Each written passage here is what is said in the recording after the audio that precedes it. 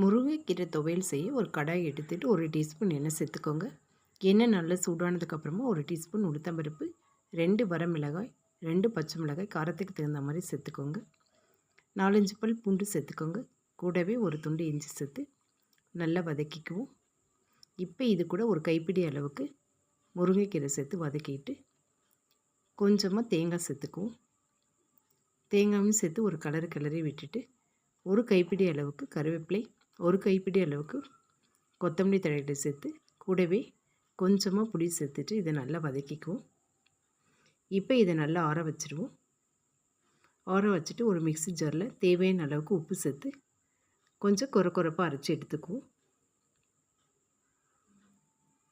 இப்போ இந்த அளவுக்கு கொரப்பாக அரைச்சி எடுத்துக்கோங்க. இதை சூடான சாதத்தோட நெய் ஊற்றி சாப்பிடும்போது டேஸ்ட்டு சூப்பராக இருக்கும். இதே மாதிரி நீங்களும் செஞ்சு பாருங்கள்.